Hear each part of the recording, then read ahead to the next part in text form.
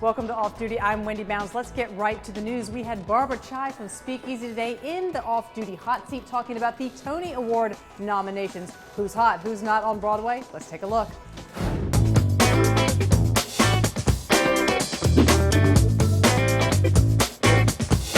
The Tony Award nominations, they are out, and let me tell you, it is a good year to be an Irishman on Broadway. Not so good if you're Spider-Man. We've got Barbara Chai right here beside us. She's with Speakeasy.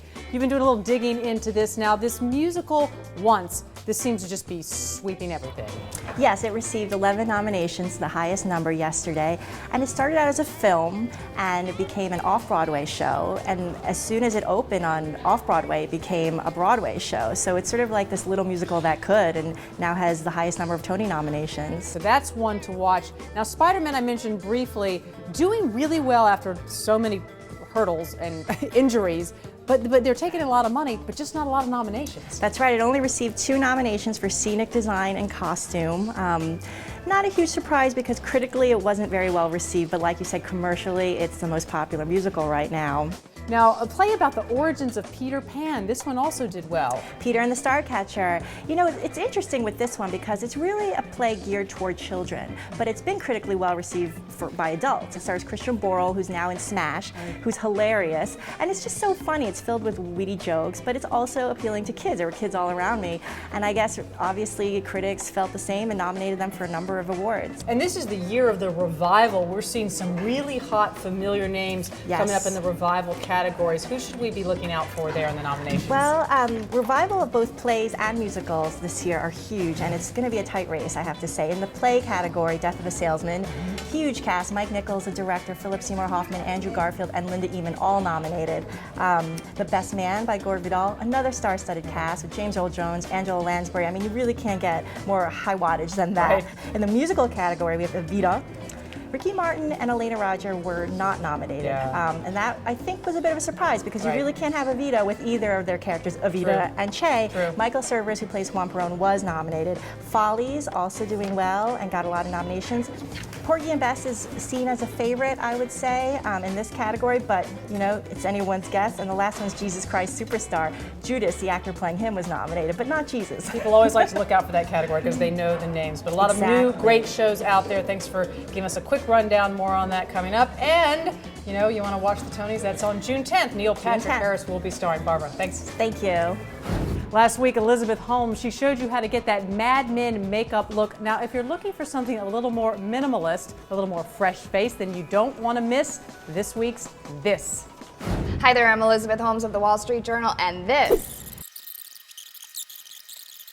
is how you get a fresh face for spring.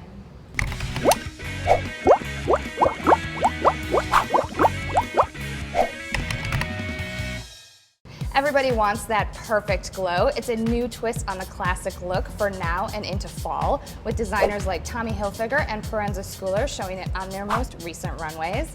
To show us how, we've come to the MAC Pro store here in New York City, and I've turned to my good friend Gina Vitelli, senior artist. Good to see you. Good to see you too. I got a little head start on just really infusing your skin with a lot of moisturizer.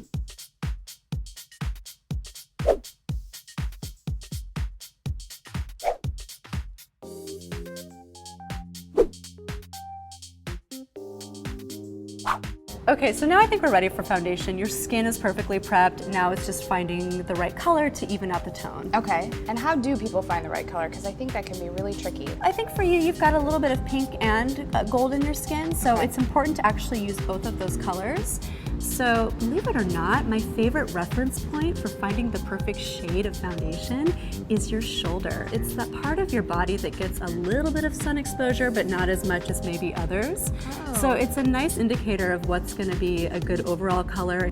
And the foundation that I chose, it's called Mineralized SPF 15. Really lightweight, it's in a cream compact. And I'm just blending it in with a foundation brush. I'm bouncing between the cool and the warm undertones and just delicately evening out the tone of your skin. It feels really light. Very lightweight, The beauty too of using all of those products underneath the foundation is that you don't need to wear as much makeup. I was gonna say, it doesn't feel like you're like taking it on. Oh, absolutely. It's really more about pampering the skin. I'm gonna move on to the next thing, which is just a little concealer. Okay. And I'm using a new formula of concealer. This is called a mineralized concealer. It's really, really lightweight, which is what I love about it. So my technique is I sort of war paint it on almost, and then just blend it out using a sponge.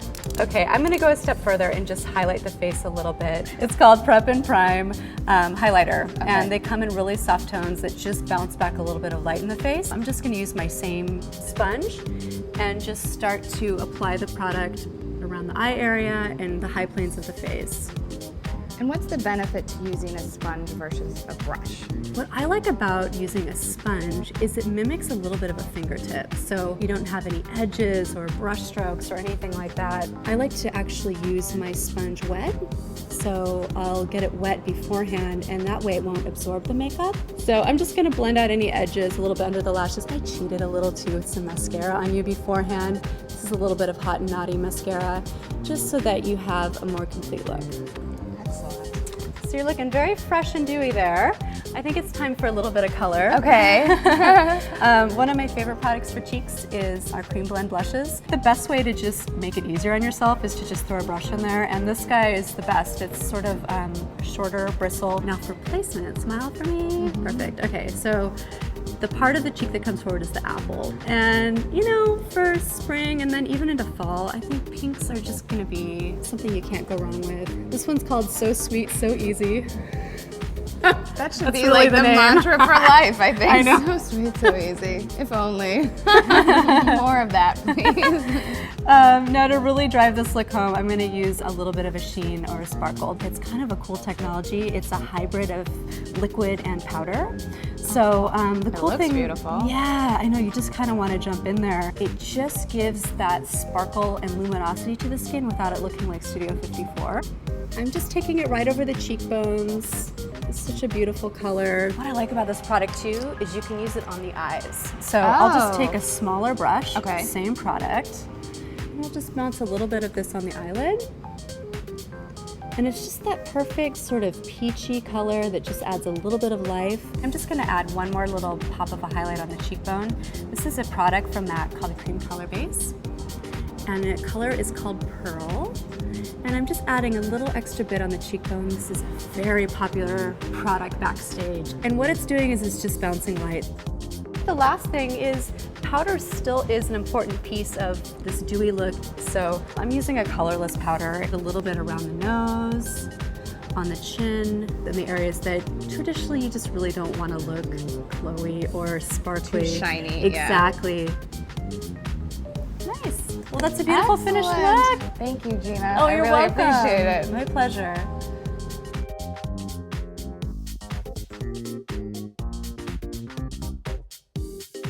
For more tips, tricks, and the latest style news, keep it at youtube.com/WSJ. You can find me on Twitter at eHolmesWSJ.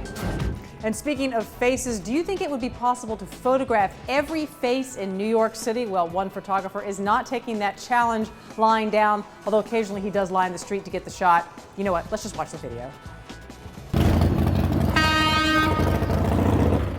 Brandon Stanton has a job that keeps him in shape and sometimes can be very dangerous. I take my camera, nothing else, and I walk the streets of New York for several miles and a few hours every single day. I look for people who inspire me. I stop them and I ask them for their photograph. Excuse me, do you mind if I take your photograph? Beautiful. The 28-year-old runs a page on Facebook with over 69,000 followers called Humans of New York. Every day he uploads portraits of New Yorkers he meets on the street. Brighten it up just a little bit. See, it's got 6 likes in 45 seconds. That's actually pretty far below average. 12 people. So yeah, they accumulate pretty fast. And somebody's already been tagged in the photo. Matt Hunter got tagged as Dora the Explorer. So I don't think anybody's going to actually mistake him for that. He has over 4,000 photos in his database and tries to add a few each day. Is there any way I could take a photograph of you guys? I run a very popular photo blog called Humans of New York. You know, I'll kind of get their agreement to participate in a little bit of a process where I try to take the most artistic portrait of them possible given what we're offered by the streets. All right, we got some Surprisingly, most people are pretty open about having their photo taken. I don't care if they want to take a picture. My kids are adorable. I mean, a lot of people do. They're twins, so. Hey, excuse me. Do you mind if I take your photograph just like Sometimes Stanton does get brushed off. Carburetor problems, had to go. It's understandable. People think that I want money from them. How many times do you have somebody walk up to you in New York and say, excuse me, can I talk to you for 1 second? And it doesn't eventually end up in an ask for money. Stanton thinks that his old job as a bond trader in Chicago trained him to be resilient. And if anything, the way trading bonds, prepared me for photographing is it really gave me the mental toughness to take rejection or to take bad things and just keep going. And he even found his dog, Susie, through the project. You look good. I photographed her owner in one of the portraits, and I saw her walking around, and I started photographing her a bunch too. And so I went home and I made a Facebook post called The Greatest Dog in New York City, featuring this dog. And I was walking down the streets about a month later, and I ran into her owner again, and he said that he couldn't take care of her. And so that's how I got the greatest dog in New York. For now, he and Susie are living off his savings and the goodwill of a few benefactors, but he dreams big. I could do this giant project and do humans of the world, and it'd be so easy. I could have a central database in the United States, and we could train photographers, and I could tell them everything I know. And we could send one to every world capital with a GPS system on their camera and send their photos back every single night to the central database that plots them on the map. And how cool would that be to map the world, make a photographic census of the world? And finally, a little something sweet to end the show. Now, vanilla sugar, it's super expensive to buy and often found in Europe, but on this week's Cooking Confidential, Gail Monaghan, she shows us how we can actually make it at home.